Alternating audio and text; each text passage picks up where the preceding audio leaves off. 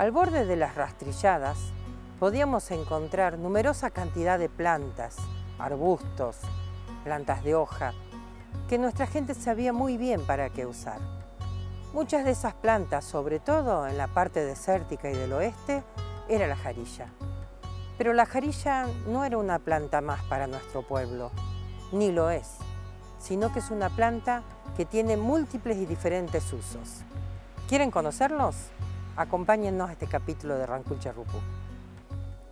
Buenas tardes, mi nombre es Cristina Fiorucci, soy ceramista. Desde siempre, desde que tengo uso de razón o mi interés, pertenezco a la comunidad de la familia Canoé. En este caso estoy participando con Inés Canoé en el rescate de muchos de los aspectos de la cultura ranquel, la comunidad William Tu. He sido docente, estoy jubilada como docente de artísticas. Durante muchos años le he puesto alto interés justamente a todo lo que tiene que ver con la simbología indígena, con la lengua ranquel, con la medicina ranquel, que esto me trae en el recuerdo todas las enseñanzas de mi abuela Emma Domínguez de Santa Isabel La Pampa. Mi abuela y mi mamá también siempre usaron la jarilla, en este caso, que es lo que tengo preparado para contarles hoy. Siempre usaban las jarillas para el dolor de espalda, el dolor de pies, y la preparaban nada más que con alcohol. Realmente para la comunidad ranquel, para los antiguos era muy importante el aporte de la jarilla. Bueno, las hojas de la jarilla tienen una resina que es muy potente en yodo y potasa. Eso favorece mucho los dolores reumáticos, a los dolores de huesos, dolores musculares. También actúa para el alivio de los pies y también para el olor de la sudoración de los pies. Evita también esta cuestión cuando ya es un problema, los baños de jarilla con un poco de sal en una palangana nomás, sin nada más de agregar, calman y alivian y además aportan esta cuestión desodorizante para los pies. Mira, en el oeste, en el departamento Chicalcó, que es donde yo trabajé, a la jarilla la usan de muchas maneras diversas. Se podría decir que, yo no sé si será porque es la planta emblemática de esos arbustales, ¿no? Del monte occidental, pero es prácticamente la panacea. La usan para todo, la usan desde planta medicinal, sobre todo para los animales, como una planta medicinal de uso veterinario, pero además también la usan las personas como planta medicinal. La usan también como planta textil, como tintoria más que nada, más que textil, ¿no? Tintoria. Y la usan sobre todo para lo que es la cultura material, para la construcción de cercos, construcción de techos en las ramadas. Realmente es una planta que da muchísimas utilidades. Hasta uno, si se descuida, uno suele ver en el oeste la clásica escoba de pichana, pero también está la escoba de jarilla. La escoba de jarilla no puede dejar de tener su lugar también, ¿no? Porque todo depende en los ambientes donde uno vive. Generalmente la gente que vive en los ambientes más bien bajos, salitrosos, es donde abunda la pichana, bueno, tienen escoba de pichana. Pero la gente que vive más en las zonas altas, donde hay más monte, en una zona más pedregosa, más arenosa, que hay más jarilla, la escoba es de jarilla. Se usa lo que tenemos a mano. Se usa mano. lo que hay a mano, exactamente. Exacto. Y bueno, como te decía, la jarilla es una planta que interviene mucho en lo que es los tintes, ese color verde, entre un verde y un amarillo, ¿no? que es típico de la jarilla, lo usan mucho, porque además al ser abundante no tiene el problema que tienen otras plantas, es decir, el problema que tienen otras plantas es que hay pocas, cuesta conseguirlas, y la gente muchas veces es consciente de eso, o sea, la gente es consciente de que hay pocas plantas de una determinada especie entonces tiende a no usarla o a reemplazar ese color. A veces lo reemplaza por una anilina, que si bien es comercial, pero justamente lo que evitan es deteriorar el ambiente con una planta determinada que hay poca, ¿no? Con la jarilla no pasa eso, porque como es una planta abundante, la gente lo usa a discreción, no hay tanto problema. Y además se recupera muy fácil la jarilla, ¿no? Eso te iba a preguntar, ¿no hay riesgo de que el sobreuso la ponga en peligro? No. Y sobre todo con lo que le dicen la jarilla hembra, que es la más común. Hay 3 especies de jarilla en La Pampa. Y la jarilla hembra es la más común, la que más se distribuye y la más plástica, ¿no? La que más se aguanta vivir en distintos ambientes. Entonces de esas hacen uso para todo esto que te digo, ¿no? Como planta medicinal, como planta tintoria. Como planta medicinal, ¿qué te han contado? ¿Para qué lo usan? Mira, es casi por excelencia la planta que más utilizan para por ejemplo, para desinflamar, para lastimaduras, para heridas, para zonas irritadas. Siempre haciendo, digamos, cocimientos, ¿no? Con las plantas, con la parte aérea de las plantas, las ramitas, las hojas. Y bueno, con eso hacen paños, aplicaciones sobre una herida, sobre una zona irritada, una quemadura, por ejemplo. A veces también le incorporan con grasas, que ahí ya los agentes que se utilizan como vehículo para llevar la parte del vegetal son grasas animales. Muchas veces usan grasas de puma, grasas de zorrino, grasas de potro. Muchos animales intervienen en eso. En la medicina también los animales intervienen a través de las grasas, es muy común eso. Y hay grasas que son bastante específicas para unas cosas y no para otras, ¿no? Las grasas que tienen que ver con todo lo que es la aplicación de plantas medicinales en friegas para dar calor al cuerpo y cosas así, es la grasa de gallina, por excelencia. Además la gallina siempre está a mano, porque están en los corrales, ¿no? En los gallineros. Por ejemplo, la jarilla también interviene en una mezcla de plantas que me han informado que anda muy bien, por ejemplo, para restablecer huesos fracturados. Por ejemplo, se mezcla partes de ramas y hojas de jarilla con plantas de melosa, que también es muy común. La melosa es como una margarita, ¿no? Es una planta bajita, pero que es muy abundante en el oeste. Y bueno, con las partes aéreas de la melosa también se pican todas las plantas, se fríen en alguna grasa o en algún aceite. Y bueno, ese producto que sale de la infusión en grasa de estas plantas se aplican muchas veces, a veces fregando, haciendo digamos, friegas en una contusión, por ejemplo, o si no, cuando es un hueso que está quebrado, se suele agregar algún elemento que sin retirarle las plantas, dejando las plantas en esa masa grasosa, se agrega algo como para que le dé un poco más de volumen, una ceniza, por ejemplo, cenizas del fogón, se hace como una especie de emplasto, primero se acomoda obviamente el hueso fracturado, y arriba se arma como una especie de cataplasma, como un cascarón con eso, y después se venda y se mantiene entablillado el hueso. Bueno, dicen que eso anda muy bien para curar heridas, así que la jarilla en ese sentido se utiliza para ese tipo de cosas, ¿no? En veterinaria, por ejemplo, es el clásico agente que en veterinaria se llama oxitóxico, que es el agente que se utiliza para eliminar las pares cuando hay malos partos de los animales, ¿no? Cuando hay animales que son viejos o que tienen malnutrición y que tienen problemas para parir, chivas, vacas. Generalmente un veterinario da un oxitóxico y lo que hace es provocar contracciones en la musculatura uterina y el animal pare, ¿no?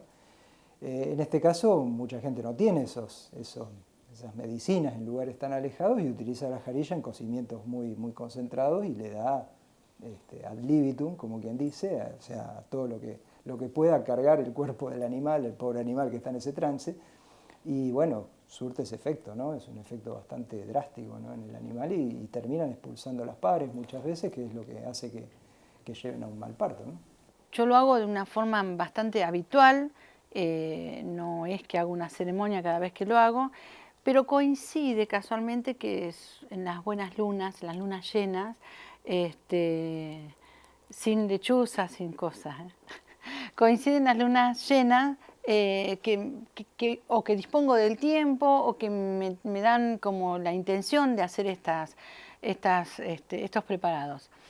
Los de jarilla me duran mucho me duran los preparados de jarilla, me duran mucho los jabones, entonces lo hago con menos frecuencia. Es muy importante esto, pero no dejar de hacerlo también, es muy importante, porque de esta manera yo cada vez que agarro las plantas, que selecciono las hojitas, que busco el recipiente, que lo desinfecto, me viene la presencia de mi abuela, de mi mamá, en esos años en los que eran bastante austeros y donde no había tanto recurso en las farmacias y tantas cremas y tanta industria farmacéutica. Me trae el recuerdo de mi abuela, la compañía de mi abuela y esa sabiduría que tenía.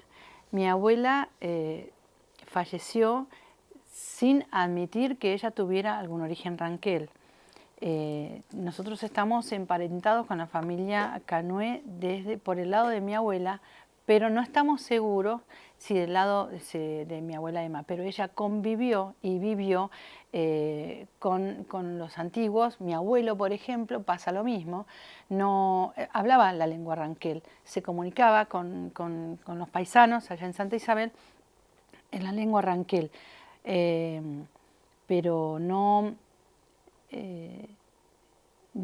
vivían así como en las tolderías, vivían en casa, comunes, criaron a sus hijos, como ahora vemos a los ranqueles y descendientes de ranqueles, en un estado más 2023. Pero bueno, eso hace que sea importante que a pesar de que existen un montón de avances tecnológicos, sí, tecnológico sería la palabra, no perdamos esta forma de hacer. Por ejemplo, para hacer algo que se vaya a consumir, en cuanto a las hierbas, se usa un alcohol, que ahora hay muchos alcoholes, pero tiene que ser apto para consumo humano. Y los que no sean para consumo, para digerirlo, se pueden hacer preparados, pero para la piel o para los pies o para masajes. Pero si uno lo va a tomar, tiene que tener cuidado de comprar un alcohol apto para consumir.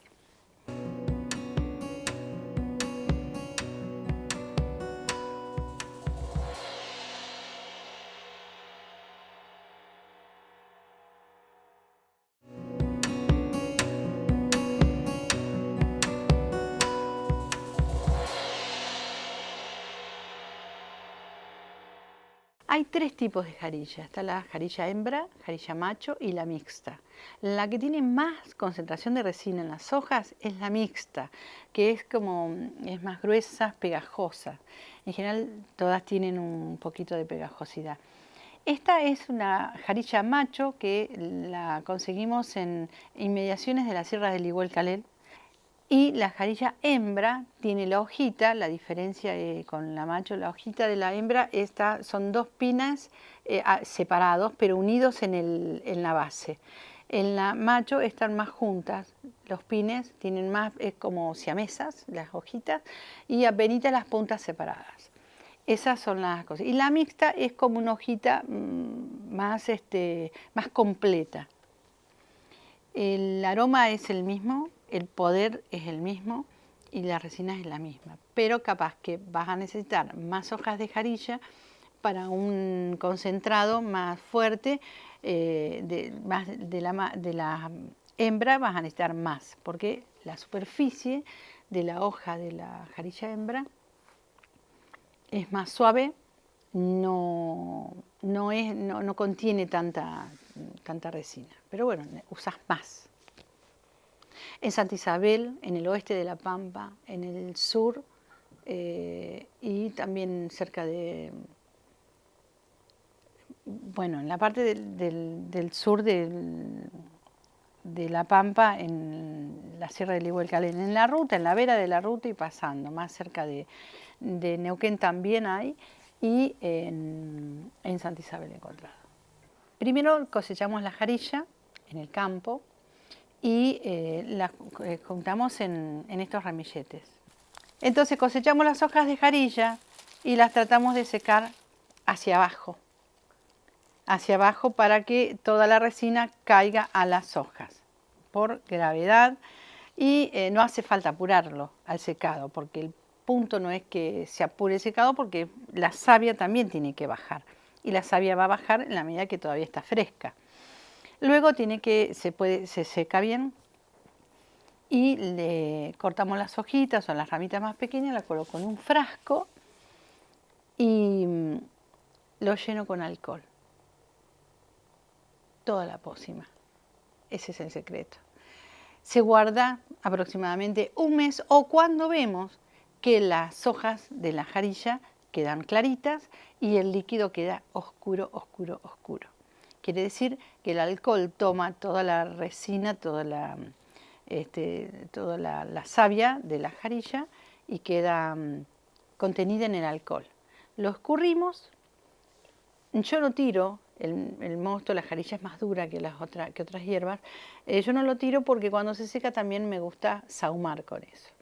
En los momentos que uno hace un fueguito, sahumar con jarilla también es lindo.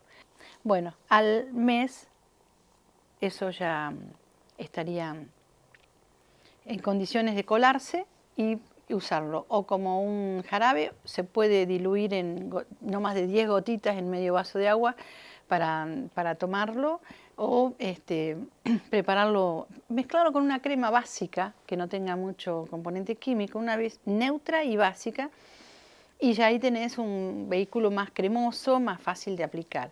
También se puede combinar con aceites. El aceite de coco es bastante amable para todas estas preparaciones. Una vez se me ocurrió juntar con otra de las herencias que me deja la abuela Emma, que es hacer jabones caseros. Bueno, no estamos en el medio del campo, ni allá en Santa Isabel en aquellos años, entonces medio como que ya no usamos las grasas, a veces sí, pero pues ya no hace falta usar las grasas, porque ya hay jabones base, que uno puede tener la solución de la base del jabón, y ahí empecé a agregarle la tintura de jarilla, le ponía aloe vera, le ponía algo de ruda, que también lo hacía tintura, y hojas de bálsamo. También la hoja de bálsamo, confiaba mucho mi abuela en eso, para todos los problemas de la piel, alergias y picaduras. Bueno, y con todo eso hacíamos nuestra medicina. El jabón se hace en una olla grande, se trata de fundir el jabón base y después le agrego en las proporciones. En realidad no tengo altas medidas las proporciones, sino pongo lo que tengo, de jarilla, de ruda, de aloe vera. También al principio colaba y dejaba el mosto, lo apartaba, pero ahora lo uso porque también en el jabón lo mantiene más grande y ese mosto, que es un poco, que es la pulpa de los elementos vegetales que utilizamos, también sirve y sigue activo. Y cuando se seca, entonces no se nos echa a perder. Esto no tiene fecha de vencimiento, como una crema que podría empezar a tener mal olor. Esto queda encapsulado y se activa cuando se moja. Entonces la espumita del jabón es la que trabaja, la que hace la medicina. La función es antiséptica, como los jabones base, los jabones de glicerina, los jabones blancos. Es antiséptico y además, en vez de enjuagarnos y sacarnos la espumita, la dejamos y nos hacemos masaje. La piel la absorbe y, bueno, y tiene toda esta cuestión. Suelo ponerle también aceite de oliva, se le podemos poner aceite de coco y hacemos así una pócima que queda como un caldo, y lo vierto en alguna asadera o en algunos lugares contenedores, y me permiten colocarlos así como una pizza, digamos, en una asadera, y después cuando solidifica, se va evaporando el agua, solidifica y se corta en estos bloquecitos. Y este bloquecito puede quedar, cuando se seca, puede quedar meses, y después lo activo con el agua y lo vuelvo a usar. O sea que no hace falta apurarse para usarlo. Bueno, es importante resaltar la importancia que tiene realizar estas preparaciones y que yo no las tengo a la venta. Yo lo preparo siempre un poco más de lo que sé que voy a usar, porque siempre alguien aparece, ay, que me dolía acá, no, que tuve esto, y que tomé tal pastilla, pero por ahí yo voy y le doy, toma, probá con esto, o le doy un jabón y lo intercambiamos o lo compartimos. No es algo que se haga en lotes para la venta. Siempre hago un poquito de más. Y también me asusta mucho el tema de que cuando uno va por el campo a cosechar, no, ¿hasta cuándo uno va a poder disponer de la naturaleza y ver si de donde yo quité, de donde yo coseché la jarilla, pueda seguir habiendo? Hay dos cosas acá. Una, que cuando uno va a cosechar jarilla, no coseche para hacer una parva si sabe que no la va a usar y no desperdiciarla. Y que las plantas queden y sigan produciendo esas hojas, porque no se rompe la planta, es como una poda. Y la otra es concientizarnos, ¿no? Que cuando están desmontando un terreno que tiene tantas plantas nativas, que seamos cuidadosos para poder para conservar la flora nativa y que no se pierda.